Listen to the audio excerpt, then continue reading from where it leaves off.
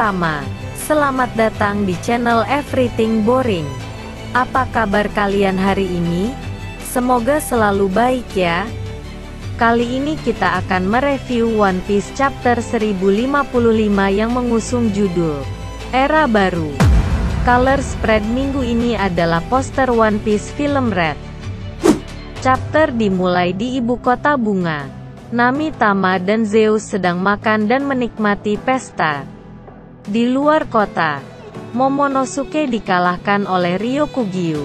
Yamato ingin pergi membantunya tetapi Momonosuke bersikeras bahwa dia harus menghindari pertarungan. Raizo menggunakan teknik Ninpo Maki-Maki no Jutsu dan menembakkan serangan api ke Ryokugyu. Ryokugyu bertindak seolah-olah dia terpengaruh oleh serangan Raizo, tapi dia bercanda. Kemudian dia menggunakan teknik Bokarin dan membebaskan diri dari api. Ryokugyu, kau benar-benar berpikir akan bisa mengalahkan seorang laksamana marinir dengan mengandalkan kelemahan yang begitu jelas? Ryokugyu menusuk tubuh Raizo dengan salah satu cabangnya dan mulai menghisap nutrisi Raizo. Kawamatsu mencoba membantunya, tetapi tidak peduli berapa banyak cabang dan akar yang dia potong, mereka tidak berhenti tumbuh. Akhirnya Ryokugyu juga menangkap Denjiro Kawamatsu dan Nekomamushi. Dipotong ke ruang rahasia Kouzuki Sukiyaki. Kita melihat bahwa jalan rahasia yang mengarah ke tangga panjang bawah tanah telah dibuka. Sukiyaki dan Robin sedang berjalan menuruni tangga bersama Law. Robin bertanya pada Law apakah dia berhasil mengikutinya dengan aroma tubuhnya. Law bilang dia bukan hiena. Law tidak dapat menemukan Robin dengan nakamanya di pesta, jadi dia mencarinya. Sukiyaki bilang dia tidak pernah memberitahu Kaido dan Orochi tentang lorong ini.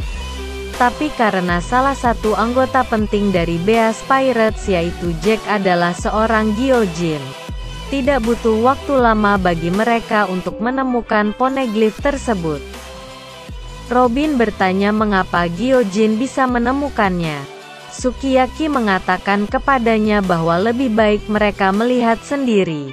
Sukiyaki mulai menceritakan kisah Wano Kuni. Tapi Robin memotongnya saat dia melihat cahaya datang dari lubang di lorong. Robin bertanya apa itu. Sukiyaki mengatakan kepadanya bahwa dia bisa pergi untuk melihat apa yang ada di sana, karena mereka sekarang berada di dasar laut. Robin merangkak melalui lubang. Law berteleportasi dengannya. Mereka berdua melihat melalui kaca dan melihat reruntuhan kota kuno di bawah laut. Sukiyaki memberitahu mereka bahwa reruntuhan adalah tanah lain dari Wano Kuni yang ada sekitar 800 tahun yang lalu. Karena itu bukan air laut, reruntuhannya terpelihara dengan baik. Dahulu Wano Kuni adalah negara besar, sekitar 3 kali lebih besar dari Wano Kuni sekarang. Itu terletak di bagian bawah Gunung Fuji, pada tingkat yang sama dari laut. Kemudian pada satu titik dalam sejarahnya, tembok besar yang mengelilingi pulau itu dibangun dan negara itu terkunci. Air hujan mulai menumpuk dan membanjiri seluruh negeri. Setelah itu, air hujan mencapai bagian tertinggi dari dinding dan air mulai turun. Hal ini menciptakan air terjun yang besar. Orang-orang memutuskan untuk meninggalkan Wano Kuni yang asli dan membangun negara baru di sekitar lereng Gunung Fuji, yang merupakan Wano Kuni saat ini. Mereka mencapai bagian bawah tangga dan Sukiyaki membuka pintu rahasia yang memberikan akses ke ruangan besar tempat Road Poneglyph berada. Robin mengatakan bahwa jika mereka dapat menemukan satu lagi, mereka akan dapat melakukan perjalanan ke Laugh Tale. Sukiyaki mengatakan bahwa ruangan ini berada di platform tinggi di dalam gua di dasar Gunung Fuji. Dan jauh di bawah sana adalah tempat senjata kuno Pluton. Namun Sukiyaki belum pernah melihat senjata itu. Sukiyaki, untuk mengeluarkan Pluton, tembok Wano Kuni harus dihancurkan. Dengan kata lain, membuka perbatasan adalah menghancurkan tembok pertahanan negara ini. Dan itu berarti melepaskan senjata kuno. Robin bertanya mengapa Kouzuki Oden ingin melakukan hal seperti itu. Sukiyaki mengatakan dia memberitahu mereka semua yang telah diturunkan melalui keluarga Shogun. Sukiyaki, aku tidak tahu apa yang ditemukan Oden dalam perjalanannya di laut. Kembali keluar ibu kota bunga, Ryokugyu menjebak para Akazaya serta Yamato, dan memberitahu mereka bahwa mereka tidak dapat melakukan apapun terhadap negara ini. Ryokugyu mengatakan bahwa jika Kaido masih berkuasa di negara ini, dia tidak akan datang. Pemerintahan Kaido adalah yang membuat musuh menjauh dari Wano Kuni. Ryokugyu mengatakan itu agar mereka memanggil Luffy. Dan ketika dia berhasil mengambil kepala Luffy, dia akan pergi dari Wano Kuni. Yamato memberitahu Momonosuke bahwa mereka harus meminta bantuan Luffy dan yang lainnya, karena mereka tidak akan kalah melawan pria seperti ini. Momonosuke menangis dan berkata bahwa dia tidak membutuhkan bantuan Luffy atau Yamato. Dia meminta Yamato untuk tidak menawarkan bantuannya lagi. Momonosuke, kau telah dikurung di Onigashima sepanjang hidupmu. Tapi sekarang kau bebas. Dan itulah mengapa aku ingin kau pergi. Luffy, Zoro dan yang lainnya. Aku tidak bisa selalu mengandalkan bantuan mereka. Kita harus bisa mempertahankan diri dari semua musuh. Bersama rakyat negeri ini, kita tidak bisa mempercayakannya pada mereka yang akan pergi. Jika kita melakukannya, bagaimana kita bisa melindungi negara kita di masa depan? Ryokugyu menertawakan sikap kekanak-kanakan Momonosuke dan mengatakan bahwa dia tidak pernah berpikir seekor naga bisa begitu memalukan. Saat putus asa, Momonosuke berhasil menembak bolo Bread yang melewati tubuh pohon Ryokugyu. Akazaya dan Yamato melepaskan diri. Ryokugyu menatap Momonosuke. Dia tidak percaya apa yang terjadi. Yamato tidak percaya bahwa Momonosuke telah menguasai kekuatan naga. Denjiro mengatakan Momonosuke tidak membidik dengan baik. Momonosuke menembakkan bolo Bread lagi ke arah Ryokugyu dan membakar tubuhnya.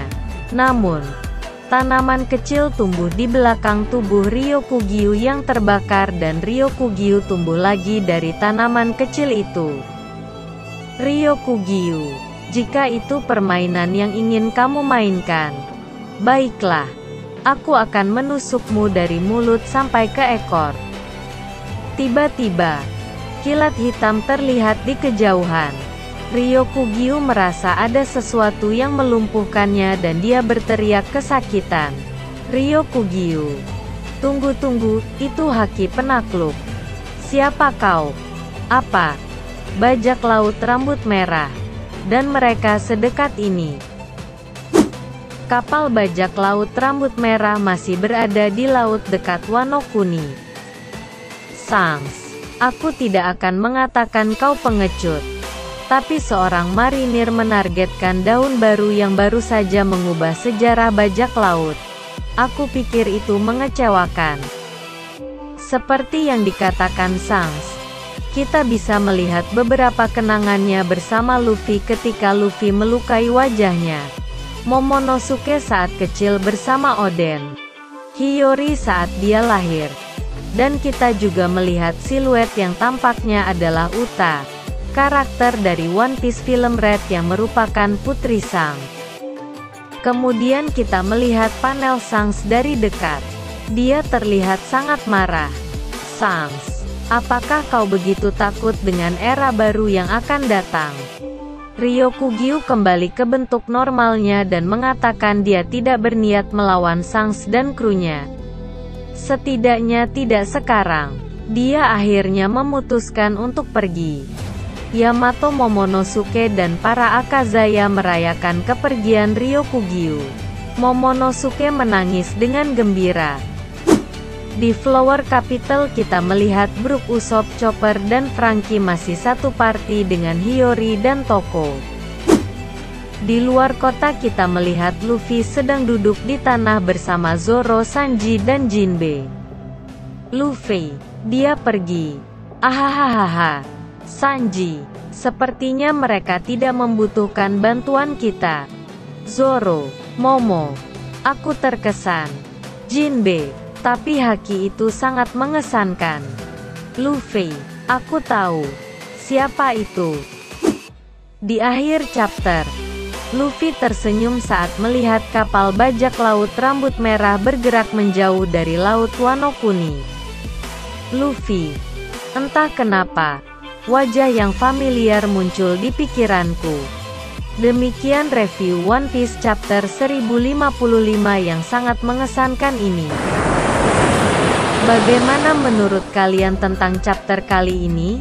Sampaikan pendapat kalian di kolom komentar. Jangan lupa nantikan update One Piece di video selanjutnya.